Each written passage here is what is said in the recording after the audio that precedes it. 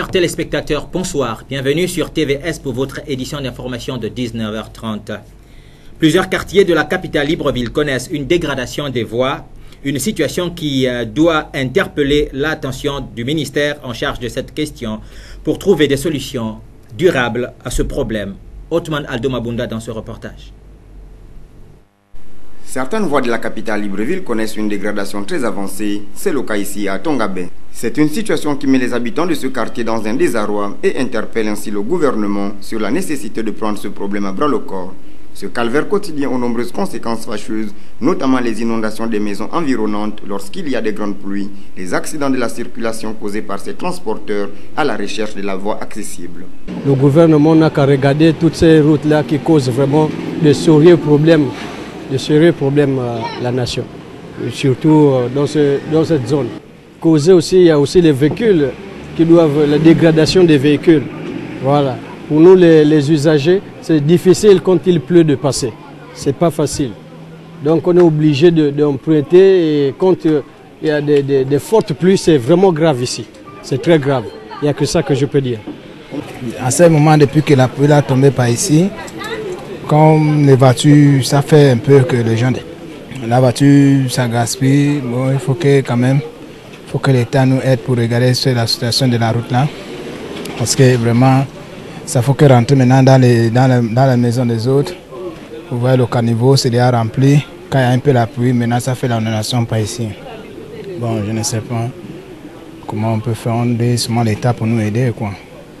Cette dégradation observée sur l'axe à Tongabé-Sotigam n'est pas la moindre car elle pourrait également favoriser l'insécurité et le braquage, en ce sens que l'accessibilité et la praticabilité ne soient pas chose facile pour les riverains de cette partie de la capitale gabonaise. L'Association nationale des personnes handicapées du Gabon a organisé un atelier d'information sur le concept 1000 Clickers pour coller aux festivités marquant la Semaine mondiale de l'éducation avec pour thème la jeunesse face à l'utilisation des médias pour l'information. Force et faiblesse avec Inès Ngunga Mombo. La jeunesse face à l'utilisation des médias à l'information, force et faiblesse. C'est le thème abordé lors des manifestations marquant la Semaine mondiale de l'éducation aux médias et à l'information que l'Association nationale des personnes handicapées du Gabon a organisé en atelier d'information à son siège social. C'est pour moi un grand plaisir de m'adresser à vous cet après-midi pour vous souhaiter très cordialement la bienvenue à l'occasion de l'atelier d'information dans le cadre de la Semaine mondiale de l'éducation aux médias et à l'information. Durant cet atelier, nous allons échanger sur le thème que nous avons retenu, la jeunesse face à l'utilisation des médias, à l'information, force et faiblesse. La trésorière de l'Association nationale des personnes handicapées du Gabon a eu la lourde mission de présenter à l'assistance les tenants et les aboutissants de cette thématique qui interpelle les uns et les autres à faire bon usage de l'utilisation des médias à l'information. Parce qu'aujourd'hui, nous constatons que c'est la jeunesse qui est beaucoup plus exposée à ces choses et qui est beaucoup plus attirée.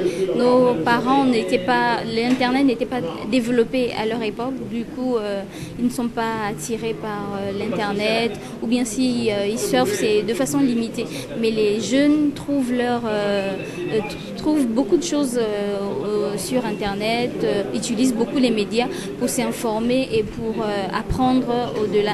Donc nous avons vu que c'est ces personnes qui sont exposées aux menaces et aux opportunités aussi. Aujourd'hui aussi, l'idée c'est de trouver des projets qui emmèneraient chacune des catégories des personnes handicapées à s'approprier ce concept et à être pris en compte dans le projet.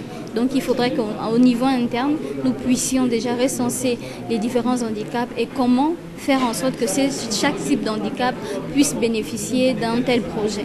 Linda Babika, en sa qualité de présidente de l'Association nationale des personnes handicapées du Gabon, est revenue sur le pourquoi du concept et les objectifs visés par l'entité dont elle a la charge. Pourquoi 1000 clickers? On remarque que de nos jours, l'utilisation des médias à l'informatique, c'est devenu un concept mondial.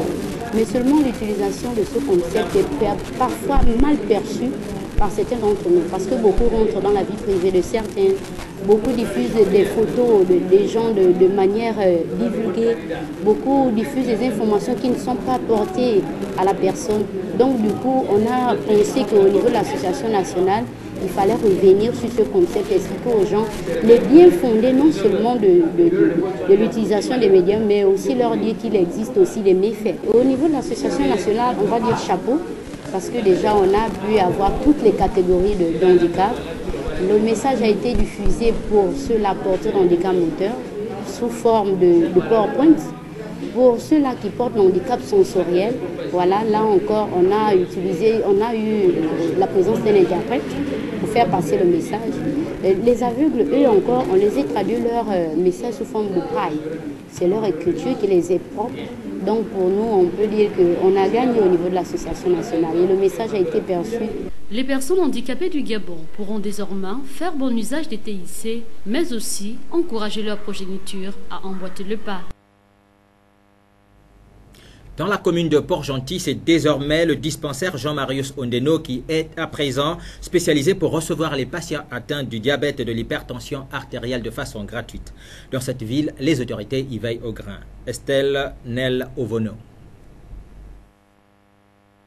C'est le dispensaire Jean-Marius Ondeno, 6 derrière l'école bilingue dans le 1er arrondissement de la commune de Port-Gentil, qui est désormais penché vers les traitements gratuits du diabète et de l'hypertension artérielle. Deux maladies qui touchent actuellement une grande partie de la population mondiale, dont les personnes atteintes du diabète du type 2 n'étaient pas loin de 10% au Gabon, selon les estimations dévoilées par le ministère de la Santé il y a 3 ans. C'est dans cette optique que les responsables politico-administratifs de la capitale provinciale de l'Ogooué-Maritime, en collaboration avec les organisations non gouvernementales, s'activent à renforcer les stratégies de lutte contre ces pathologies. Je parlerai plus du bilan de l'année passée. J'ai fait plusieurs dépistages, d'où j'ai ressorti une 60aine de diabète confirmé. Et d'autres, c'était d'origine alimentaire, d'où nous avons donné des régimes. Et le chiffre s'est normalisé. Mais j'ai un registre où je reçois, j'entretiens au moins 80 diabétiques. Ils viennent contrôler leur glycémie et par rapport à leur taux, on revoit le régime ensemble et puis comment se tenir, prendre leurs médicaments. Le suivi des patients est notamment respecté par le personnel affecté dans ces locaux, mais à cause de la forte demande qui se fait remarquer, le dispensaire reste animé par des carences. Médicaments et consommables. Nous en recevons peu, mais la demande est tellement forte que nous faisons avec les moyens du bord.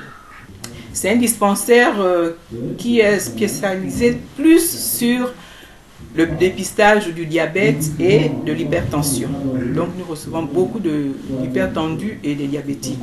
Nous les suivons, nous faisons des éducations par rapport à l'alimentation, la prise des médicaments, l'entretien de leurs pieds, comment se conduire par rapport à leur pathologie. Et nous recevons d'autres, nous faisons de la petite chirurgie aussi, on reçoit des blessés, des brûlés. Bon, quand le cas nous dépasse, nous référons au centre hospitalier régional de Port-Gentil. En attendant le 18 novembre prochain, date de la célébration de la Journée mondiale du diabète, il revient de rappeler aux populations d'éviter de manger trop riche en sucre et gras, ainsi que la prise d'alcool. Mais surtout faire du sport, car le diabète est une maladie qui peut atteindre plusieurs organes vitaux et causer des accidents vasculaires cérébraux, l'insuffisance rénale, pour ne citer que ces maladies. Nous restons à Port-Gentil pour parler de Francine de Garna, consul général de France, qui a été reçue par le gouverneur de la province de l'Ogooué-Maritime. Une visite qui devait pouvoir la conduire dans d'autres localités du pays. Les détails avec Iriel Nancy Mercona de Média Plus. L'audience accordée à la nouvelle consul générale de France ce jour portait sur les salutations d'usage, celle-ci étant en séjour dans notre cité dans le cadre d'une prise de contact après l'étape de Libreville et avant les 7 autres provinces du Gabon. Je suis la consul générale de France. Je viens d'arriver il y a un peu plus d'1 mois, j'ai pris mes fonctions. Donc il était d'ailleurs normal que la deuxième ville du pays, c'est-à-dire la capitale économique, soit l'objet de ma première sortie à Libreville. Mais il faut savoir que c'est mon 7e pays en Afrique. et que j'ai été très bien accueillie partout. Et monsieur le gouverneur n'a pas fait exception à l'excellence de cet accueil. Et c'était les grands sourires, c'était vraiment très agréable, un accueil plus que cordial, je dirais ça. Et j'espère que ça va continuer comme ça dans tout le Gabon, où je pense vraiment me plaire dans ce pays, parce que dès ma sortie d'avion, mon arrivée d'avion à Libreville, je n'ai eu qu'un excellent accueil, et il en est de même, je vois, ici à Port-Gentil. C'était donc ma première visite de courtoisie, ce qui est normal, puisqu'on le fait par ordre protocolaire. Francine de Garna ne manquera pas de donner son appréciation quant à la qualité des rapports bilatéraux France-Gabon. Comme je viens de le dire, c'est une excellente relation, et j'ai même dit à monsieur le gouverneur que je lui confie la communauté française, puisque c'est lui qui est quand même ici l'autorité, et la communauté française à Port-Gentil, d'après les échos que j'ai, se plaît énormément. Et c'est aussi grâce à nos excellentes relations et grâce aussi au gouverneur. Arrivée ce matin dans la capitale économique, celle-ci devrait au cours de son séjour à Port-Gentil rencontrer ses compatriotes et visiter les différents services sous sa tutelle. La caravane Nouvelle Attitude, lancée par des jeunes dits apolitiques, avait redonné de l'espoir aux jeunes des quartiers dans lesquels les caravaniers s'étaient rendus. À ce jour, nous nous demandons quel pourrait être le bilan de cette initiative à l'issue de l'élection couplée. Les détails. Lutte contre la précarité ou gadget politique exhibé lors de la campagne pour l'élection couplée des 6 et 27 octobre dernier. C'est la question que se pose notre rédaction en réécoutant les propos du porte-parole de ce mouvement dit apolitique dénommé Nouvelle Attitude. Nous sommes ici pour une caravane, la caravane Nouvelle Attitude, qui est une caravane qui permet à la jeunesse de prendre conscience qu'elle est une jeunesse qui constitue la première richesse du pays, parce qu'elle a des potentialités, parce qu'elle a des compétences à faire valoir, des compétences qui, lorsqu'elles sont considérées par ces hommes qui ont les moyens, peuvent lui permettre de se réaliser pleinement, parce que la jeunesse, c'est l'avenir du pays, c'est elle qui a de l'énergie à revendre, et cette jeunesse-là a besoin que ces projets soient financés, a besoin que ces idées soient réalisées. Une chose est de dire, oui, entrepreneuriat, une autre est de financer les idées d'entreprise des jeunes. Une chose est de vivre, une autre est de vivre mieux. Donc nous, nos messages que nous apportons ici est un message qui a une orientation économique et non politique. Nous refusons de croire qu'une fois de plus, la jeunesse gabonaise, dite instrumentalisée lors des joutes électorales, soit encore sortie perdante à l'issue de ces élections locales et législatives couplées. Pourtant, elle semble déterminée à renverser la donne. Quelles sont les avancées de la caravane Nouvelle Attitude? À quand le bilan? Qui est le véritable porteur du projet? À quelle fin l'avait-il réellement initié? Telles sont les questions qui taraudent non seulement la presse, mais surtout les populations des quartiers ayant reçu tambours et fanfares. Ces caravaniers qui semblaient être résolus à vouloir accompagner les jeunes entrepreneurs gabonais vivant dans une précarité nourrie par certains dirigeants du pays. L'annonce a été faite ce matin à la zone économique spéciale de Coq. Libreville abritera du 24 au 26 juin 2019 la deuxième édition de Gabon Wood Show. Ce matin, il a été question pour Jacques Denitsanga, ministre des Eaux et Forêts, et Jasper Zing, directeur général de GESES, de la mise en place des jalons devant permettre la tenue de cette cérémonie. Euphrem Biogoezo dans les détails. Nous sommes aujourd'hui devenus un pays qui exporte du bois transformé. Et nous envisageons déjà au-delà de la deuxième transformation. C'est-à-dire ne sortirait du pays que des produits transformés en meubles et autres accessoires consommés dans les pays industriels. Vous voyez, du chemin a été fait. Et lorsque ce processus a commencé, il y avait beaucoup de doutes, mais aujourd'hui nous pouvons afficher une satisfaction de constater que la forêt, alors qu'en 2009, lorsque nous interdisions, lorsque le chef de l'État arrêtait l'exportation de grumes, les emplois perdus étaient autour de 40 000, parce que la forêt était le deuxième employeur après l'État. Et aujourd'hui, avec l'édification de cette zone économique, qui est le lieu aujourd'hui approprié pour envisager une industrialisation très poussée de nos produits forêt-bois, on l'annonçait pendant le Gabon Wood Show, nous étions à près de 18 000 emplois dans le domaine de la transformation. Donc, ce n'est qu'un processus qui apparaît aujourd'hui positif. Et l'organisation du premier Gabon Wood Show a attiré énormément de partenaires. Il y avait, comment dirais-je, pour lire les chiffres, plus de 47 participants qui sont dans l'industrialisation du bois et 14 pays étaient présents. Près de 3000 visiteurs. Et ce succès, qui est apparu évident, est aujourd'hui la motivation qui est la nôtre, à la fois le gouvernement gabonais et nos partenaires, d'envisager l'organisation le 24, 25 et 26 juin du deuxième Gabon Wood Show, la deuxième édition, qui aura certainement un succès beaucoup plus grand, parce que cette première édition a permis de montrer le visage de la nouvelle industrialisation du bois au Gabon.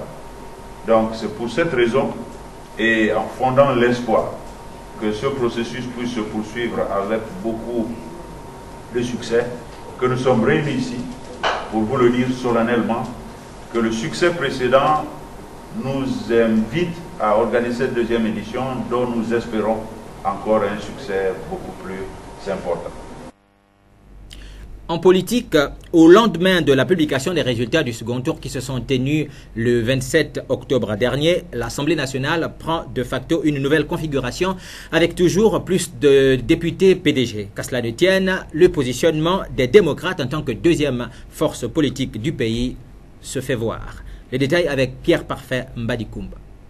Grand vainqueur des législatives, le Parti démocratique gabonais imprègne ses couleurs à l'Assemblée nationale et la contrôle avec 98 députés. Les démocrates, le parti de Ngidzu Badama, qui a célébré son premier anniversaire le 10 mars dernier, devient la deuxième force politique du Gabon avec 11 élus. 8 élus pour les indépendants, suivi du Rassemblement pour la restauration des valeurs, une formation politique qui est apparue pour la première fois dans la sphère politique gabonaise à l'occasion de ce scrutin. Le RV tire son épingle du jeu avec 6 députés. Autre curiosité, car inconnue jusque-là du grand public, les sociodémocrates du Gabon, dont l'une des figures de proue n'est autre que l'actuel ministre délégué à la primature Raymond Plasingdong Meyo, valide 5 députés. Rassemblement, héritage et modernité, que l'on annonçait comme un fauve avant ces élections, se contente finalement de 4 députés. Pas de quoi s'enorgueillir, les partis traditionnels font tête basse. Le Parti social-démocrate du vice-président de la République, Pierre Claver Magonga Moussavou, présente 2 députés à l'Assemblée nationale, tout comme l'Union nationale. Tombé de très haut, le cercle des libéraux réformateurs CLR de Jean-Boniface Assélé enregistre 1 député, même nombre pour Démocratie Nouvelle. FAIR, Front d'égalité républicaine, et l'Alliance RV-PDG, Union pour la démocratie et l'intégration sociale, UDIS, et Parti démocratique gabonais PDG enregistre 1 député, Union pour la Nouvelle République, UPNR de Louis-Gaston Maïla, également 1 député. À ce jour, précise le Centre gabonais des élections, 142 sièges sont pourvus sur 143 que comptera la nouvelle Assemblée, au bénéfice du redécoupage qui a été effectué en 2017 dernier. Il reste donc à pourvoir le siège du canton Elelem dans la province du Wollentem. Nous restons en politique pour constater que la mission d'observation des élections de l'Union africaine dépêchée dans notre pays pour les élections législatives et locales dernières était face aux médias à l'occasion de la conférence de presse animée par son chef de mission. Les observations faites et les recommandations pour les consultations à venir étaient au rendez-vous. Arnaud Mbabekoun dans cet élément. Après le premier tour des élections législatives et l'unique tour des locales et le déroulement du second tour des législatives, la mission d'observation électorale de l'Union africaine pour les dites élections dépêchée au Gabon par son Excellence Moussa Faki Mahamat en application des instruments de l'Union africaine s'est entretenue avec les médias à l'occasion de la conférence de presse animée par le chef de cette délégation, Monique Ngaralbaye, ancienne ministre de la République du Tchad, qui lors de son intervention en tire la conclusion suivante. Dans tous les bureaux de vote visités, Les procès-verbaux des résultats ont été signés par les présidents et les assesseurs qui en ont reçu chacun une copie. Les résultats ont été affichés dans la majorité des cas. D'une manière générale, les procédures de dépouillement ont été relativement maîtrisées. En conclusion, comme au premier tour, le taux de participation est resté faible. Cette participation a été plus élevée en zone rurale qu'en milieu urbain. D'une manière générale, en dépit des retards constatés à l'ouverture des bureaux de vote, l'organisation a connu une amélioration qui nécessite d'être consolidée. La consolidation dont il est question, la mission d'observation de l'Union africaine l'a formulée en recommandation. Au terme des recommandations, au terme de son observation, la mission de l'Union africaine recommande au gouvernement de veiller à ce que le ministère de l'Intérieur prenne les dispositions nécessaires pour garantir le bon déroulement des opérations électorales, en particulier en assurant la distribution du matériel électoral dans les délais raisonnables. De tout mettre en œuvre pour assurer une bonne sensibilisation des électeurs, gage d'une meilleure participation au scrutin.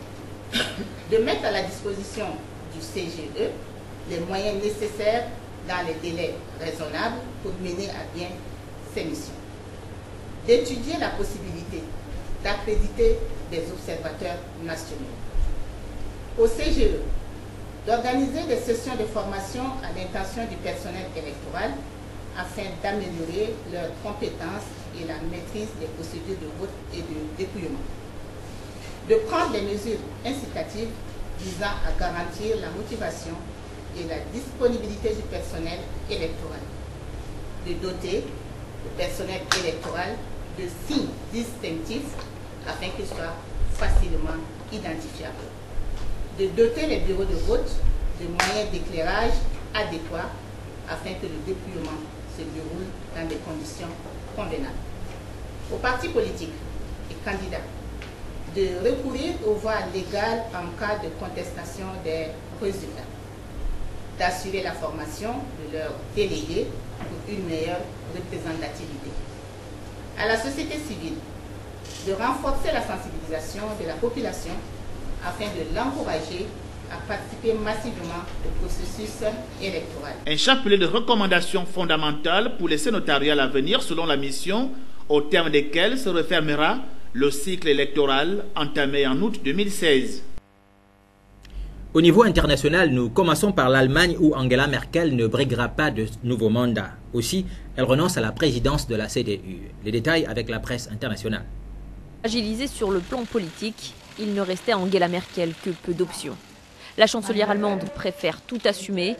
Elle renonce à se représenter à la tête de son parti, la CDU, et entame un retrait progressif de la vie politique. En décembre prochain, lors du congrès de la CDU à Hambourg, je ne présenterai pas ma candidature à la présidence du parti. Ce quatrième mandat de chancelière sera le dernier pour moi, car je ne me présenterai pas en 2021, ni au Parlement, ni à aucune autre fonction politique.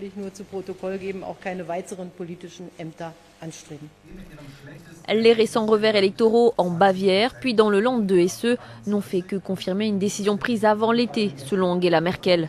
Même si la CDU est arrivée en tête en Hesse, le parti affiche un recul de 10 points par rapport au scrutin de 2013. Une perte de crédibilité pour le gouvernement de coalition, mais aussi et surtout un désaveu pour la chancelière allemande, de plus en plus contestée. Les conservateurs allemands semblent ne pas lui pardonner sa politique migratoire qui a autorisé l'entrée de plus d'1 million de migrants dans le pays. À 64 ans, Angela Merkel veut tourner la page de ses 18 années de règne sans partage à la tête de la CDU. Plusieurs candidats à sa succession se sont rapidement fait connaître. En lice, la secrétaire générale du Parti chrétien-démocrate, Annegret Kramp-Karrenbauer, le ministre de la Santé, Jens Spahn, ou encore Friedrich Merz, un ancien rival d'Angela Merkel. La chancelière allemande attendra quant à elle la fin de son mandat en 2021 pour se retirer définitivement de la vie politique. Aux États-Unis, près de 5200 Américains seront envoyés à la frontière mexicaine. Les autorités américaines entendent sécuriser les États suite à l'avancée des migrants venus d'Honduras. La presse internationale dans les détails. Ça devait être plusieurs centaines, ce sera finalement plusieurs milliers. 5200 militaires envoyés à la frontière mexicaine d'ici la fin de semaine. Une annonce faite par le général O'Shaughnessy ce lundi. À la fin de semaine, nous aurons déployé 5200 soldats à la frontière du sud-ouest. Et ce n'est que le début des opérations, nous continuerons à ajuster ce chiffre et à vous tenir au courant. Mais sachez que cela vient déjà en plus des 2092 agents de la garde nationale, dont la mission est déjà très efficace. Objectif principal de ce renfort, bloquer la caravane de migrants en route vers les États-Unis. Depuis le 13 octobre, ce groupe majoritairement originaire du Honduras avance vers la frontière sud-américaine pour fuir la violence et la misère de leur pays. Ils étaient plus de 7000, ils ne sont désormais plus que 4000 personnes très déterminées. Comme ici, où des centaines d'entre elles tentent de traverser ce fleuve en crue qui sépare le Guatemala et le Mexique. Peu de temps après, elles sont finalement rattrapées par les autorités. Je suis venue aussi pour donner à mes enfants un futur, pour qu'ils ne deviennent pas des criminels, pour qu'ils ne soient pas des paresseux, des meurtriers. Je n'irai pas au Honduras. En tant que membres du pouvoir, nous allons garantir strictement vos droits humains. Tout comme vous devrez respecter strictement les lois en vigueur dans notre pays. La majorité de cette caravane est aujourd'hui dans le sud du Mexique. À quelques jours des élections américaines de mi-mandat, Donald Trump en a fait un argument clé pour dénoncer l'immigration clandestine. Nous revenons au Gabon, où les membres du comité directeur de l'association Omnisport Centre Mbéry Sportif étaient en conclave dans les locaux de cette formation. Objectif, la mise en place des directives devant permettre la tenue de l'Assemblée générale ordinaire du 3 novembre 2018. Les détails avec Euphrem Biogo-Ezo. Engagé sur plusieurs fronts cette saison sportive 2018-2019 qui s'ouvre le 24 novembre, l'association Omnisport Centre Mbéry Sportif prépare ses différentes échéances, à la fois nationales et continentales, d'où la réunion préparatoire tenue au siège du CMS en vue de poser les jalons sur l'organisation prochaine de l'Assemblée générale ordinaire, laquelle se tient chaque début de saison. Un comité restreint a été mis en place pour réfléchir sur la question, notamment sur le budget prévisionnel de l'ensemble des sections, le bilan moral des activités 2017-2018 et les divers. Et nous aurons le bilan moral, naturellement, nous aurons le bilan financier et nous aurons aussi un projet de budget prévisionnel. Ouais. Du fait que la OCM s'est engagée en Coupe d'Afrique. Oui, naturellement, le budget de cette année, le budget prévisionnel, j'entends, sera un peu plus étoffé, plus conséquent, parce que nous allons participer pour la première fois de l'histoire de notre association à une compétition africaine. Donc cela va nécessiter des moyens colossaux. Donc en grosso modo, on peut se dire déjà que l'Assemblée générale ordinaire du 3 novembre prochain permettra à l'ensemble du groupe de se féliciter déjà de ce qui a été fait lors de la saison 2017-2018, parce que c'est pour une toute première fois que la OCMS participe à une Coupe d'Afrique et de la CAF. Effectivement, et c'est la première fois également que nous atteignons un tel niveau sur, on va dire, la hiérarchie, le classement lui-même. C'est la première fois que l'AOCMS atteint ce niveau. Donc c'est vraiment un motif de joie et de fierté pour nous que d'être aujourd'hui africains, et nous pensons que nous allons maintenir le cap. Une fois le contenu est harmonisé et adopté par les parties prenantes, celui-ci sera soumis au président fondateur de l'AOCMS et son équipe pour une touche finale, pas avant de le soumettre aux délégués lors du rendez-vous du 3 novembre 2018, afin qu'il soit débattu. Avant de nous séparer, c'est le moment durant lequel nous testons notre culture générale à tous. J'ai donc cité l'expression libre. La question du jour est donc celle de savoir quel est l'aliment au monde qui ne pourrit jamais. Le seul aliment au monde qui ne pourrit jamais. L'eau. Aliment? Oui. Je dirais l'eau. Alors, aucune idée, mon fils. Le seul aliment au monde qui ne pourrit jamais? Oui. Ah, ça, je ne saurais vous dire, parce que je ne trouve pas dans ma tête là maintenant, je ne sais pas. Le seul aliment au monde qui ne pourrit jamais? Oui. Je sais pas, la patate. Le seul aliment au monde qui ne pourrit jamais? Non, ça, je ne connais pas. Ça, je ne connais pas. Là, c'est dur, hein? C'est une question difficile à répondre. Le seul aliment au monde qui ne pourrit jamais est le miel. Messieurs et dames, nous vous remercions de nous avoir regardés. Nous vous prions de rester cependant câblés sur nos programmes. Le rendez-vous est pris pour demain à 12h30 et ensuite à 19h30. Bonne soirée à tous.